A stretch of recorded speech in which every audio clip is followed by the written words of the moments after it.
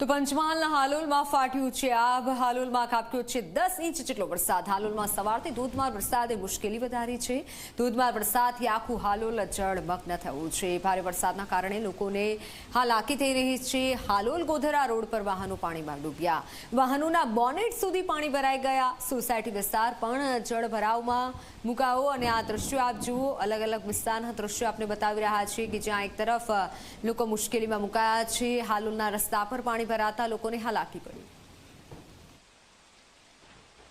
હાલોલ નગરમાં ખાબકેલા 10 ઇંચ વરસાદને પગલે હાલોલ નગરના જે નીચાણવાળા વિસ્તારો છે ત્યાં હજુ સુધી વરસાદી પાણી જે છે તે ભરાયેલા છે। સીધા દ્રશ્યો બતાવવાનો પ્રયત્ન કરીશ કે કયા પ્રકારની સ્થિતિ હાલોલ નગરની જે નીચાણવાળી સોસાયટીઓ છે તેની છે। શેરોન પાર્ક વિસ્તાર છે હાલ, જેના જે આપ દ્રશ્યો જોઈ શકો છો। આ આખું જે શેરોન પાર્ક વિસ્તાર છે, સોસાયટી છે, જળમગ્ન થયું છે અને એક પ્રકારે જાણે સોસાયટી નહીં પરંતુ દરિયાની વચ્ચે આ સોસાયટી હોય તેવા દ્રશ્યો જોવા મળી રહ્યા છે। આપ જોઈ શકો છો દૂર સુધી જ્યાં પણ નજર પહોંચે માત્ર પાણીને પાણી જ જોવા મળી રહ્યું છે। મકાનોની અંદર ઘૂંટણસમાં પાણી ભરાઈ ચૂક્યા હતા। હાલ જો કે ધીરે ધીરે હવે પાણી ઓસરી રહ્યા છે, પરંતુ સોસાયટીની બહારના વિસ્તારની અંદર પરિસ્થિતિ જેસે તે જ છે। મકાન માલિકો છે આપણી સાથે, એમની સાથે વાત કરીશું। શું પરિસ્થિતિ છે વરસાદ? એકચ્યુઅલી સાહેબ 10 વર્ષથી આ પરિસ્થિતિ છે, હજુ કોઈ નિકાલ આવ્યો નથી। હજુ ભૂંગરા ડાબ્યા છે, પાણી નીકળી જશે એમ કહેતા હતા પણ હજુ નીકળ્યું નથી। પાણી બહુ હતું, એકચ્યુઅલી આ ટેજ પર પાણી હતું। નગરપાલિકા તંત્ર અહીંયા પાણીનો નિકાલ કરવા માટે આવ્યું છે, કેવી પરિસ્થિતિ છે? ના, નથી આવી।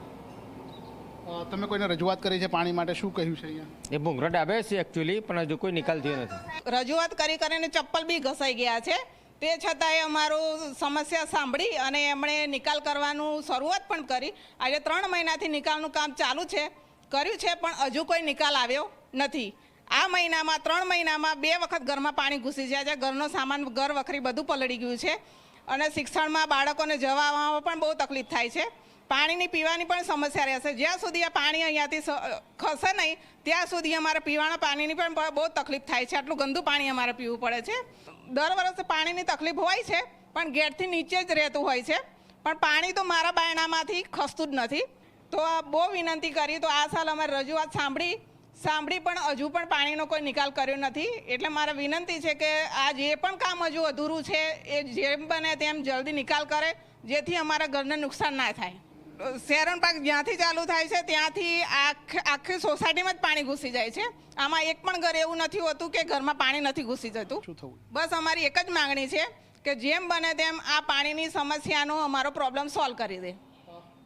ખાસ કરીને જો વાત કરીએ તો અહીંના રહીશો વારંવાર નગરપાલિકાને રજૂઆત કરી ચૂક્યા છે, પરંતુ તેમનું સાંભળનાર કોઈ નથી। પરિસ્થિતિ એટલી વિકટ છે કે અહીંયા હાલ પણ આપ જોઈ શકો છો કે કમર સુધીને ઢીચણસમાં પાણી, ઢીચણથી ઉપરના પાણી અહીંયા ભરાઈ રહ્યા છે। 6 મહિના સુધી આ રહીશોને આ જ પ્રકારની પરિસ્થિતિનો સામનો કરવો પડશે। ત્યારે અહીંના રહીશો માંગણી કરી રહ્યા છે કે નગરપાલિકા દ્વારા આ વખતે ભારે વરસાદ પડ્યો છે ત્યારે આ પાણીનો વહેલી તકે નિકાલ કરવામાં આવે ને તેમની સમસ્યાઓને દૂર કરવામાં આવે। કેમેરામેન ઉમેશ પરમાર સાથે જયેન્દ્ર ભોઈ, હાલોલ, પંચમહાલ।